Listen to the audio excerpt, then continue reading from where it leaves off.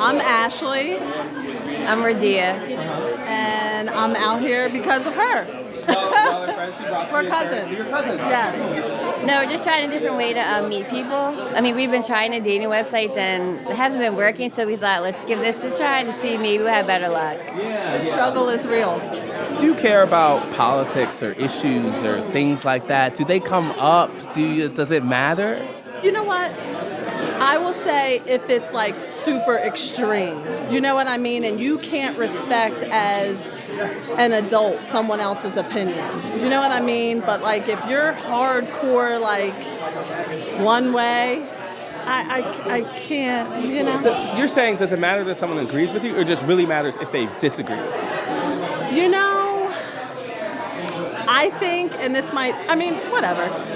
I think it's a hardcore disagree for me. That's what you don't want to see. Right. That's the deal breaker. Exactly. Yeah. More than agreeing with everything. We can disagree, but if you're riding hard, like this is, you know, one of your family members, I can't. Is that about an individual candidate? Are we talking Donald Trump? Is it about individual issues? Is it like abortion or guns? Is there certain things that matter at the top of that list? Things that I've run into on the apps, I don't know about this, but usually someone will ride for a candidate. Right now it's Donald Trump, and anything he says is gold, right? And it's like, come on, you know what I mean? Like nothing anyone says is gold. Would it matter on the opposite side? If someone thought everything Joe Biden said was gold, would that be a problem? I mean, I lean more towards his social values more than the other side, but I can take from both. You know what I mean? But like to ride hard, right or left, you know. That would be a red flag for you, or would it be a deal breaker? It's a beige flag. Beige flag. Okay.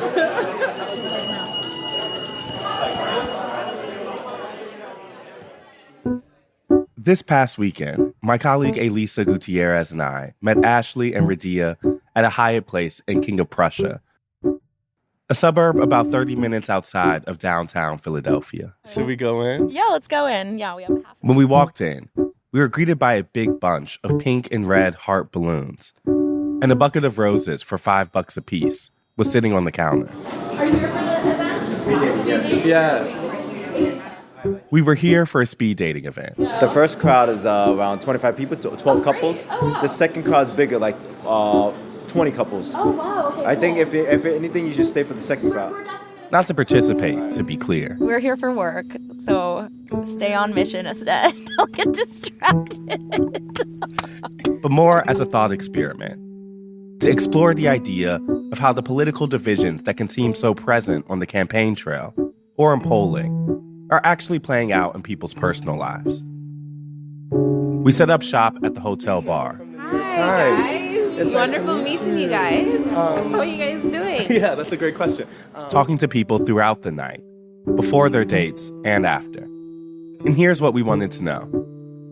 If you had just a few minutes to win someone's affection, how political would you get?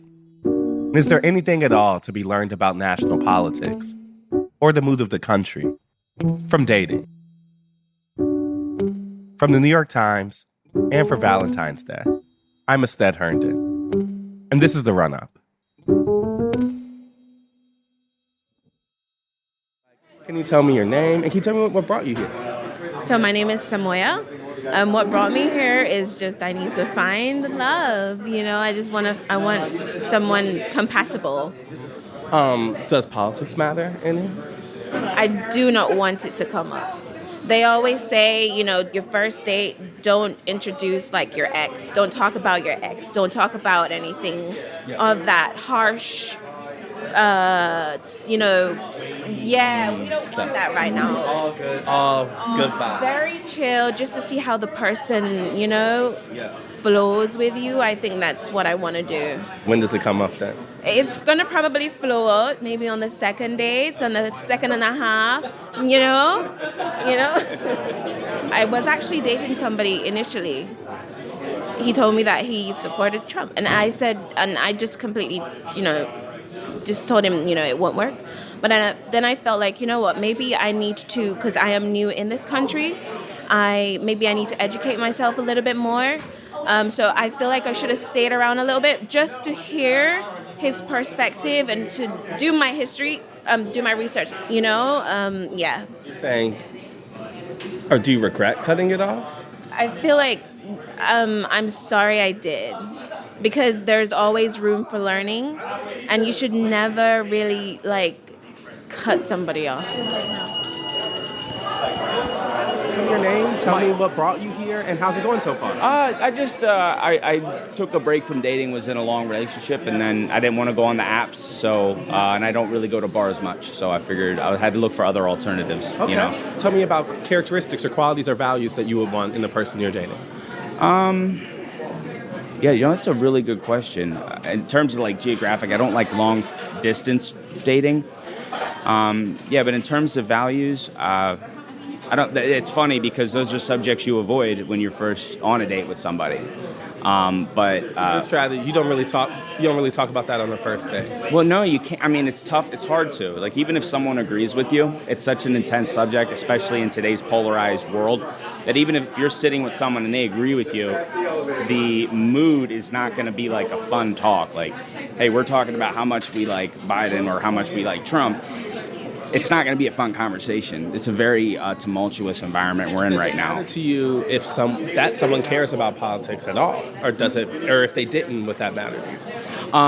It does matter to me that they care. If somebody wants to, if you're going to size somebody up based on their political views, I think that you're affected by what I call the virus of the mainstream political scene that's basically getting everybody riled up and divided.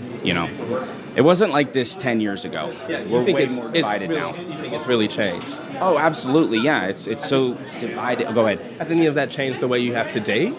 No. I just, like I said, I avoid the subject, and not because I don't want to lose commonality, but it's almost like talking about a very dark subject. That's a dark subject to talk about right now. The last thing I'll ask is about specific issues hot button stuff like gun rights or abortion rights or things like that. If it's not maybe red versus blue, do you ever talk about specific things that you believe in or you don't believe in or things like that? Yeah, I do got something. I don't like I don't like the push with the vaccine. That a lot of people got very adamant about making sure somebody was vaccinated. Did you say that on the date? Because you have to keep that one. If they brought it up, I would. So when COVID was happening, they wanted to make sure you were vaccinated. Now what I'm noticing is since COVID's over, I'm getting people who are saying, "Did you get the vaccine?" And and they want to know if you did or didn't. And look, I don't care if you got it. That's not gonna change how I feel. You have to say, "Oh, I didn't get it," and does that? I didn't get it, but I don't judge someone who didn't. So when COVID was the thing, they were asking, "Are you vaccinated?" Now that it's over, they go, "Did you get that vaccine?" I've been getting that. Has that come up today? What's that? No. I was at a singles event a month ago. Came up twice. It's like where you go and people react to you when you say that you didn't get the vaccine. So both people who asked me were people who were adamant about not talking to people who got it. Maybe political beliefs aren't necessarily Biden, Trump, but that's a belief that you hold, right? That's a belief that is important to you. I wonder if you share that with people as you're on dates with them. Yeah. No, I try not to. I want to get to know them and not the ideas that I feel, I don't want to say are planted in their head, but have been. It seems like that's kind of your biggest kind of controlling thing. You want to make sure you're listening first and judging people individually first before we get to all this other stuff. Absolutely, yeah. All right, I'm John. I'm 41, single for the last 5 years, owning a business, and this was a great opportunity to get out. One question we have is specifically about division and politics. Are there things you try to not talk about? Yeah, politics. Yeah. There's no real point in talking about politics. We're all just people. Our thoughts aren't going to change anything, unfortunately. So, unless the government was actually going to listen to the people, there's no sense in talking about it. If somebody wants you to pick a side, right, that's too much, too demanding. Right. Pick a side. No, I just want to be myself. So if someone was a strong Democrat or a strong Republican, both of those would be things that you don't stay away from. Yep. I think most of people are somewhere in the middle of a little bit of both, and everybody's allowed to have their own opinions. That's what makes us such a great country. Somebody that's going to stop you or try to change your opinion, like, it's just an opinion. It's not I'm not doing what the other side's telling me to do, right? Like, just let me be me. Time to go in. Thank you so much. It was funny. Our team spends so much time in political settings, at rallies and campaign events, places where people define themselves through common political beliefs. But here, it was entirely different. Politics wasn't just in poor taste or a subject to be avoided.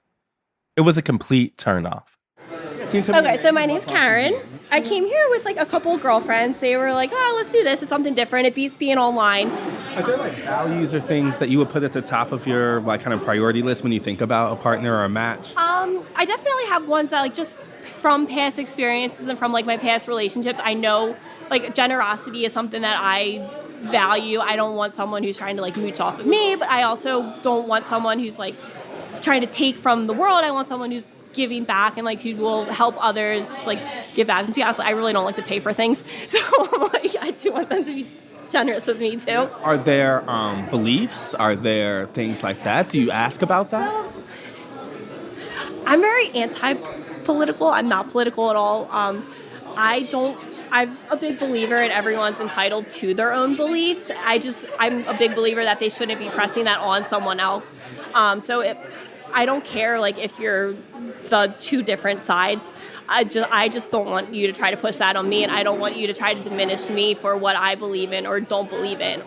I don't watch the news. The only thing I watch is Bravo.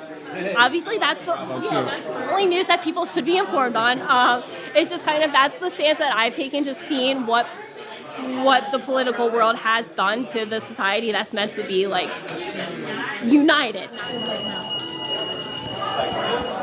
What's your strategy when you go into these type of things? What are you looking for? Well, depending on how I feel, I guess first impressions, you want to have a good first impression, but at the same time, you don't want to like put yourself out there as like a generic canvas of like, oh, I'm indifferent to things. So like maybe not being overtly direct about like your political ideologies, at least at the very beginning. Let's say you don't want to come off as someone that's only like in a way that's like, oh, you're solely like a political activist for one side or the other. You know, I don't know if that's the best way to phrase it.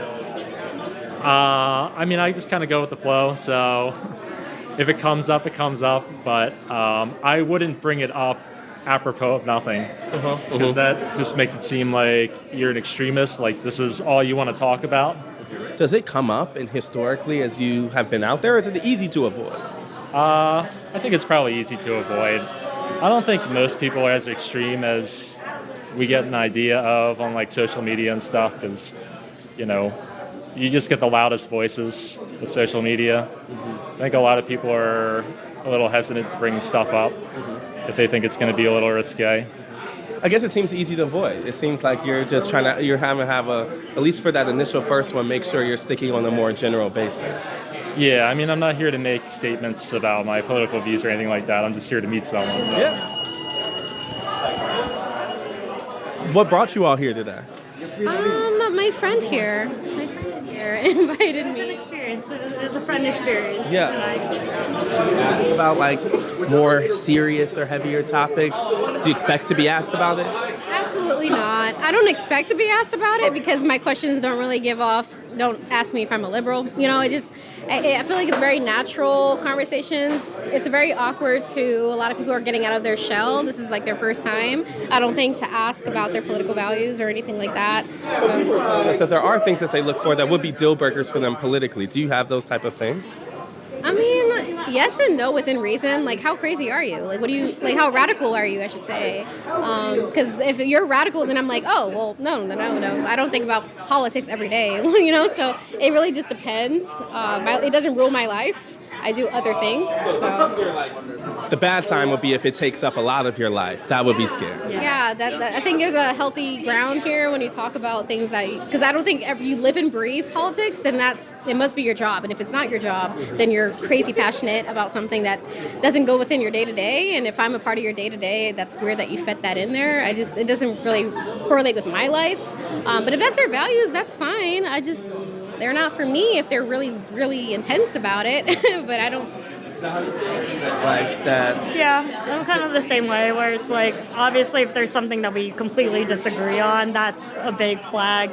But What about specific issues when we think about gun rights or abortion or anything like that? Is there issues that matter just as much, or is it like definitely specific issues like women's rights, obviously. I was gonna say, can you tell me like a deal So just breaker? like dating as a minority, if someone's like comes off a little racist, I'm gonna say no.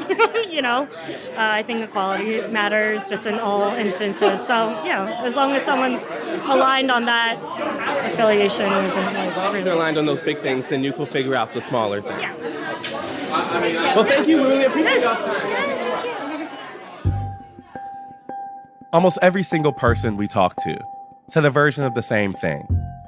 When it comes to politics and dating, they weren't concerned about finding a partner with an identical viewpoint, but avoiding people that came off as too rigid in their thinking, be it right or left.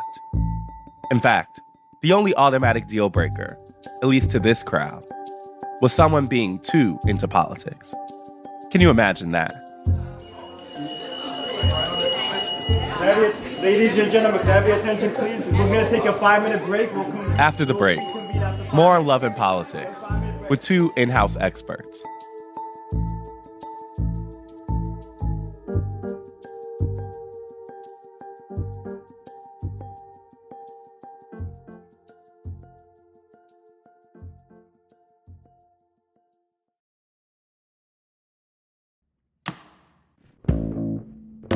So according to a 2022 survey from Pew, 30% of American adults are single. And the people at our speed dating experiment represent just one slice of those single people. First of all, they were women looking to meet men, and vice versa. Second, they were trying a very specific form of dating, meeting strangers in real life. But that's not how most people date. Pew also found that almost half of people who are trying to meet someone are looking online. So to understand more about how the rest of the dating universe might think about political divisions and trying to meet a match, I called two colleagues with expertise in the area. Producers, I'm going to kick it off if you give me a thumbs up. Great. To ask them specifically about some of what we heard. Hey, I'm really excited to be here. Can we just start with some introductions? Can you tell me who you are and what you do? I am Jess Grose. I am an opinion writer for the New York Times. Okay, and? I'm Anna Martin. I'm the host of the Modern Love podcast from the Times. Oh, I am so excited to have y'all both here because we did this thing over the weekend. And me and Elisa, our colleague, went to a speed dating event in the suburbs of Philadelphia. First, kind of personal question. Have any of y'all ever been speed dating? I have not. Neither have I, and I feel like I should go for reporting purposes, so I'm jealous of y'all. I mean, to be honest with you, it was a lot of people who were talking about wanting to get out of the kind of rat race of online dating. It was a lot of people trying to switch their lens to give people a more good faith in-person chance. And it was kind of hopeful. Like, I do think that there is something classic about the act of trying to see someone in real life. I mean, Jess, I wanted to start with you because part of the reason we wanted you here is you've done some reporting about how our larger understanding in politics fits in with dating and relationships. It actually gave us the idea to go to speed dating in the first place. What have you been working on? So I had seen a lot of commentary late last year about how young men were more conservative and young women were more liberal and how that was going to destroy marriage forever in the United States. And I thought that was overblown. And I wanted to talk to people under 30 about how politics inform their dating life. And I put out a little survey in my newsletter, and I got back almost 300 responses. And I had in-depth conversations with probably 20 people. And it was really fascinating. Well, we're going to talk more about those conversations. But first, I wanted to know, what do we know more broadly about how Americans sort themselves romantically? So the first thing to know, I think, about politics, kind of applicable to everything we talk about, is 80% of people do not care that much about politics. 20% who we talk about a lot care a lot about politics. And so that being said, there is a thing called homophily. People like dating and marrying people like themselves. So that's on a number of factors. That's on attractiveness level, that's on, ambition, education, class, race, religion, all of those things. So politics is just one of those things. And it is really, really important to some people and less important to others. That makes sense intuitively. I guess one question I have just following up is like, well, how do we define care and not care in that 80-20, right? Because 60% of the country, 60% vote, right? How are we defining how much someone's political identity takes up in their kind of So, self? there's not sort of a hard and fast definition, but I think the way it's sort of roughly defined is, do you keep up with politics every day? Do you read the news all the time? Is it something that you talk about frequently? Or are you someone who tunes in a month before the election and, then starts to care about voting, care about sort of the whole thing? I would say that 80%, it's just not coming up in their day-to-day. And in fact, for that group of people, someone being really into politics is a turnoff for them. We're going to get there Yeah. because that's something that we heard over this weekend was actually people who were saying that the most alarming thing to them is people who are kind of too into politics. Anna, in the work that you all do or Modern Love, how does politics come up when someone is thinking about their own relationship and their own kind of way they're going about love? I would say that Modern Love approaches politics and love from I'm going to take a much broader view of it. I see a lot of the dynamics, the power dynamics, the financial dynamics, the dynamics of control, the dynamics of desire that are inherent in a ton of modern love stories as inherently political dynamics. On our show, we cover romantic relationships, we cover familial relationships, friendships, your relationship with yourself. And I think that, why someone feels pulled to do something or pushed to do another thing, I think that those decisions are political in a sort of broader zoom out way. I want to ask you both, how overtly does politics come up in dating per the research and reporting you were doing? And is there any examples that we have of who's most likely to bring it up, when they're most likely to bring it up, or if people avoid it? So it really is kind of all over the place. I think some people who, again, it's very important to them, they screen, either they're screening in terms of context clues. So it was really funny to hear people who do a lot of online dating say, if they don't put their political affiliation in their profile, I try to look at their pictures and, if they're hunting or fishing, they're definitely conservative. This was all women. Right. And I actually love the nuances of the liberal man posturing, because it was he's in a coffee shop. Usually he's wearing a beanie. If he says he loves Taylor Swift, that was a big thing that came up. That was as a pro. As a pro. It's saying I am liberal and a feminist because I am signaling to you. I just loved it. That's I could interesting. literally talk all day to people who are dating about those sort of non-verbal context image. I just loved that discussion. You're talking about sort of overt signaling, which I don't know how overt Taylor Swift is. I'd have to read a little bit into that one. But, being very overt about their political opinions on their profile. But I think more so the conversations I have with people are about sort of the gray areas, like the moderate or the, I come from this area of the country, so people reading into the backstory there. The sort of, if we get to the first date, if we move on from the dating profile, I think we have a lot of conversations with people who are dating who are very surprised by the person who shows up. Perhaps they had something on their profile that indicated they might lean a certain way or hold certain values. And then when the real flesh and blood person shows up, they're totally different. So I think some of the more interesting conversations I've had on our show are where people are surprised because the signaling indicated one way and the in-person person proved different. What was really interesting was that the people, and again, this is not a scientific sample, but the people I talked to who were more likely to be dating across political differences had met in person.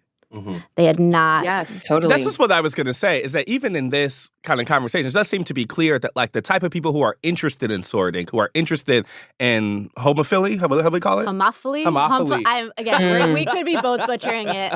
We'll go. Right? If we're thinking about that politically, more specifically, the type of people who are in that 20% who matter, it does seem like online dating provides them an ability to sort that an in real life connection makes more complicated because, the nuances of real people are just more unique, right? Totally. Yeah. And I think what comes up a lot in my reporting about lots of different topics is that most people, their beliefs do not neatly line up with, the Democratic or Republican Party platform, right? Sure. We all have a combination of, beliefs that often don't make sense when they're all together. And I think that that's what makes it interesting to really get in deep and ask people why they came to the decisions that they made. Yeah, and certainly I think that's one thing that drew us to your reporting is because that overlaps with how we talk to people about politics too. Like the idea that someone fits very neatly into a Democrat box or a Republican box or even, progressive or conservative or whatever often takes more nuanced forms. One thing that came up as we were talking to people over the weekend was the idea that you can separate values from politics, or that what they were looking for in someone in a relationship was kind of understanding who they were. And for some people, that seemed distinct from politics, as we would put in quotes. And for some people, those two things couldn't be separated. I wonder if that came up in your reporting too. It did. It came up frequently. And I think, as in many things, Donald Trump is specifically polarizing more than anything else. Because I think, especially for the women I spoke to, supporting Donald Trump to them signaled a baseline disrespect for women. Or I also heard a lot, they felt a baseline disrespect for immigrants, if their parents were immigrants, if they came from, if they were first generation. So that came up a lot. But there actually was sort of a lot more flexibility around those things, because again, it was like, okay, we disagree about this one thing, but if they explain to me how they came to this belief and I can understand that, and I think that it shows good values, then I'm okay with it. I'm glad you brought up identity, though, because, we were obviously at a hetero, speed dating event. And at that, the way that people talked about their own gender identity was the most common form of political expression that was coming up. So when we were talking to the women who were there was some idea that, of course, at some point, I need to know what he thinks about women's role in relationships. Interesting. Or how he views his own role in relationships. Whereas the men we were talking to were kind of universally saying, I'm not bringing this up until it absolutely has to. My goal here is to make this apolitical for as long as possible. When you all hear that, does that surprise you? No, it doesn't surprise me. I guess I'm a little surprised and impressed that the women were like, I need to know this early on. Some. Yeah, somewhere. True story. One time I was on a date in Boston. I'm going to make sure every dating story I say is at least 5-6 years old. Massively. Good rule of thumb. I should do that. Yeah. Let me make sure whatever. But one time I was on a date. This is early in my journalism career. I was a crime reporter for the Boston Globe. And I had that day been to a murder trial because I was covering a teenager who had shot another teenager. Okay. So I go on this date, and this woman asks, oh, what did you do today? And, I start saying, actually, it's really sad. I covered this stuff and blah, blah, blah, blah, blah. And she goes well, what do you think about juveniles being charged as adults? Because this child, and I was like, I'm not about to share too many full opinions. I'm still in journalist mode. We're just meeting each other. Yeah. So I was like, oh, it's complicated. I tried to give a very middle of the road answer. And she goes, I need to know what you think about prison abolition right now. Whoa. And I was like, oh. And she ended up actually leaving, to be honest with you. But if that would have been date 2 or 3, I wouldn't have answered in the same way. I probably would have answered in a more open way. So I definitely feel like the timing really matters here, too. Well, okay, so this is one thing I haven't mentioned yet. One of the political scientists I spoke to for the series that I did said there is a real difference between dating behavior and mating behavior, right? Interesting. So it's how serious are you right now? Yeah. If you're not that serious in your dating, I think you obviously have a much broader idea, and there's fewer deal breakers. But if you are looking, you're like, I want to settle down, I'm trying to find my person, then I think things sort of ratchet up. And that brings me to my other, very strongly held belief after doing this reporting, which is that thirst outweighs politics. for like a lot of people. I actually totally agree with that. I completely co-sign. Like if you want, Totally. if you're thirsty enough, you'll put it to the side.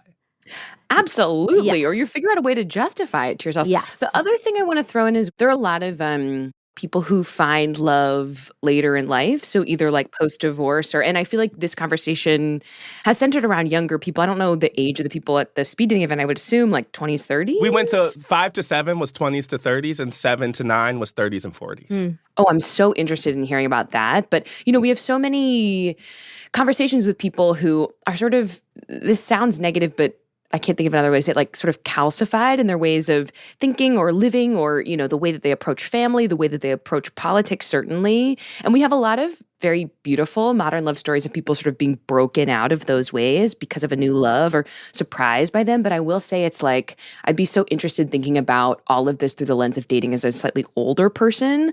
Well, I can say that like one thing that stuck out to me just in the people, it was the older set of women who were more comfortable saying, I want to know more quickly, like, what's his purpose here? But I guess, like, nobody wanted to frontally mention politics at speed dating. And the clearest thing that came through was really an aversion to the kind of explicit team waving. They did not want someone who was a mega Democrat or a mega Republican. Wariness of strong political opinions no matter what. I guess I'm wondering, like, how much do you think the idea of intense politics being a red flag or beige flag or turn off for people is a widely held belief? So I actually think it's a third thing, possibly, which is just exhaustion. Like the past, 8 years, let's say, have just been so rancorous and ugly. And I think a lot of people, even who might have very strongly held beliefs, they just don't want that anymore. It has taken too central a role in their lives, in their discourse, and they're sick of it. What was interesting is when we met a couple people who did hold really strong beliefs, and they were very aware that it could be a turnoff to people. We're going to play one clip of a guy talking about the importance of faith to them and how they talk about that in dating. So I am a Christian, and I'm definitely looking for somebody who has the same faith. It's tricky, though. Like, I try not to be so upfront about it at these kind of things because it's a mixer. It's just trying to see if we have any common interests, see if we have a common background. Yeah. When you say I'm a Christian and my faith matters to me, there's some folks can make assumptions about what that means about you politically, and you're saying because of that you try to be conscious about when you reveal that information. Yeah. I mean, if it's almost like we're playing this game of chicken, like I'm waiting for her to sell me, like if she believes in God, or I may bring up some sort of thing about like, oh, I went to a lunch with my small group, and then, who's that small group? That is my church small group.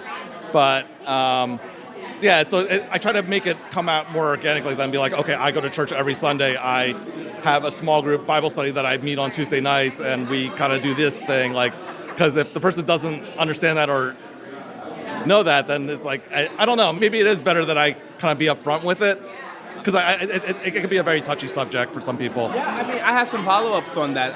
Because you know that's important to you, and then because that would be important in a relationship, how do you negotiate when to talk about it versus maybe when to not bring it up? And then something like this, where you're going to talk to someone for 7 minutes, do you expect to talk about your faith? Yeah, and that's the challenging part, because like I think what ends up happening, a lot of people start making it very political, and then I just do not want to go down that. What do you mean? Like typically if you're a Christian, then it's like, oh, you're a Republican or you're conservative in very specific areas like the abortion or the gun rights and everything like that. And then that's where it's just like, I don't know, these preconceived notions, I don't want that to be how we're communicating to each other, and just, I want it to be a little bit more relaxed and want them to feel comfortable like that way. I mean, like, specifically, what are the sort of, like, preconceptions people have that you think you would say you don't agree with? I'm pro-life, no matter what. That's the conception people have? Or? Yeah, because I'm a Christian. Yeah. Can I ask, are you?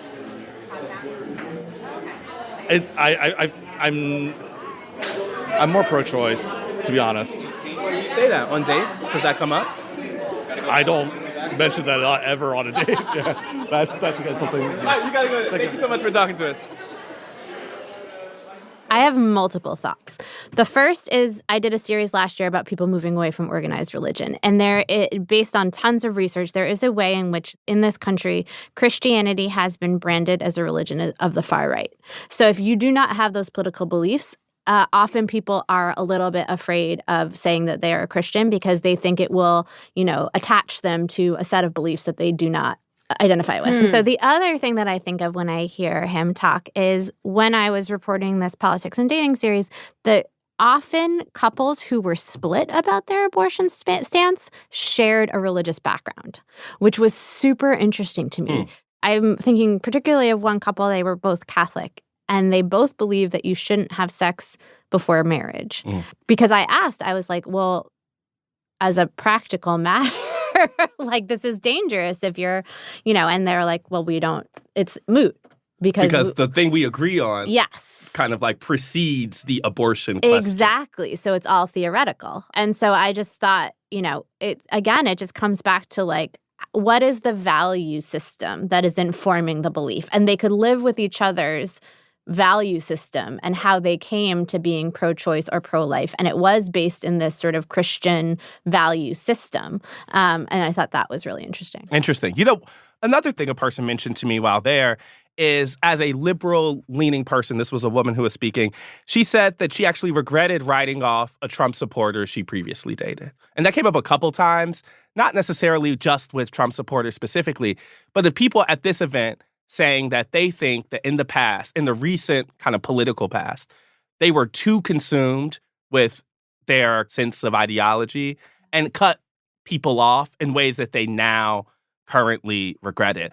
I guess I'm as people who are thinking about kind of the individual ways that people make connections, like how should I think about those feelings alongside the things I think about all the time, the division, the polarization, the kind of macro stuff that comes up in politics a lot. Like there is an argument here, whether it's speed dating or through the work that you all do, that like once you step out of the red versus blue, we are a little more connected, or once you get into the thirst, right? Like we're a little more connected. Like, do you think that stuff is true? Like, I'm kind of skeptical of that concept, like that love conquers all, But like, am I being like a jaded human here? Like, is that a real lesson of these kind of individual connections?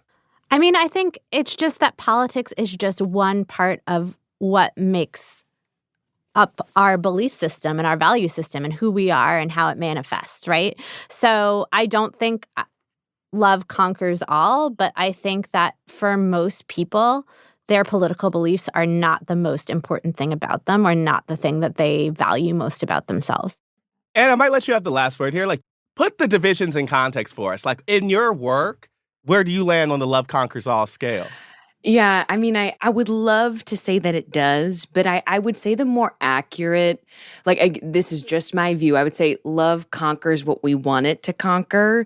Like in a lot of ways, I feel like when I have these conversations with people about the most meaningful relationships of their life, and honestly, the series of very difficult decisions that often we have to make to get to a love that lasts, like I realize that love really is just that, which is a series of decisions. It's like an active thing. Love is not passive. And so, I mean, now I sound like one of those like motivational speakers, but I truly believe that. I think that love conquers what we want it to conquer because we have to make a choice.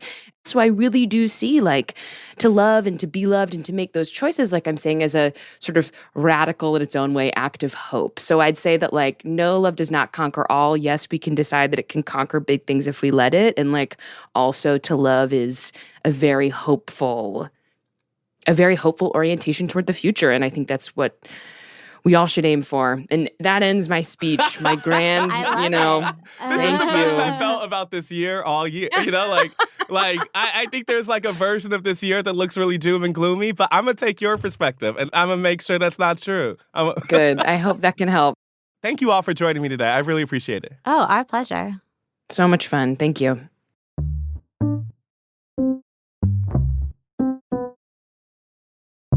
That's too much sunshine for a show focused on politics. We should be clear. Not everyone is as optimistic. Okay, so how's it going so far? It's interesting. Yeah, everyone's really nice, Do you though. think you're making any connections that are gonna... No. To keep it 100, no. But you're having a good time. Okay, good. Well, thank you. We appreciate it.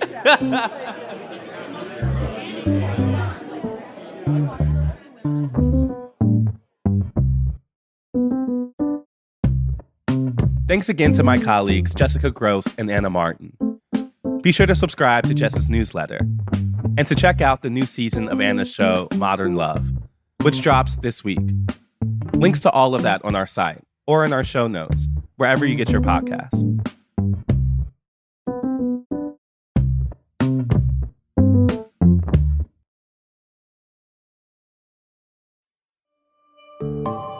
That's the run-up for Thursday, February 15th, 2024. And now, the rundown.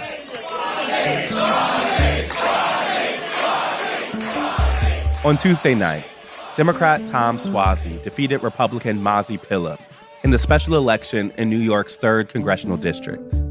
Despite all the attacks, despite all the lies about Tom Suozzi and the squad, about Tom Suozzi being the godfather of the migrant crisis, He'll take back a seat he once held and succeed ousted Republican Congressman George Santos. despite the vaunted Nassau County Republican machine. We won.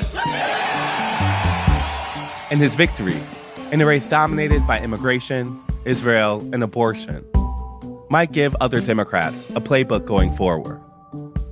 Also, so with President Trump closing in on the GOP presidential nomination, the former president is looking to shore up the RNC ahead of the general election.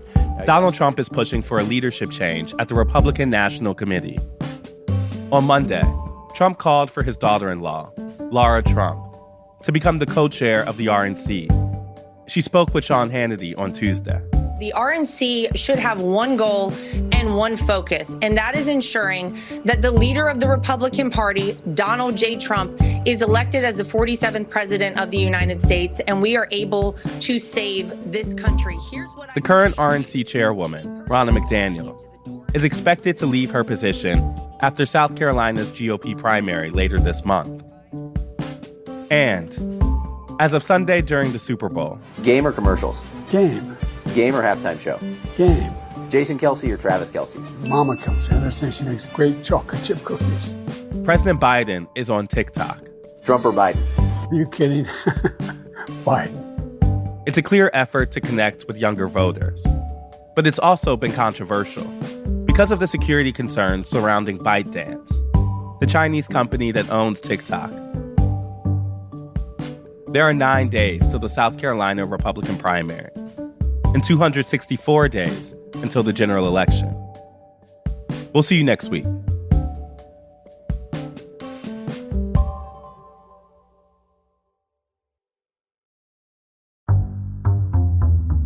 The Run-Up is reported by me, Estet Herndon, and produced by Elisa Gutierrez, Caitlin O'Keefe, and Anna Foley.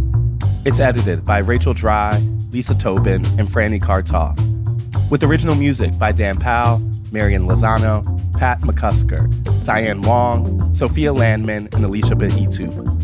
It was mixed by Sophia Landman and fact-checked by Caitlin Love. Special thanks to Paula Schumann, Sam Dolnick, Larissa Anderson, David Haufinger, Maddie Masiello, Mahima Chablani, Jeffrey Miranda, and Jennifer Poyen. Do you have a question about the 2024 election? Email us at therunup@nytimes.com. Or better yet, record your question using the voice memo app on your phone, and then send us the file. The email again is therunup@nytimes.com. And finally, if you like the show and want to get updates on latest episodes, follow our feed wherever you get your podcasts. Thanks for listening, y'all.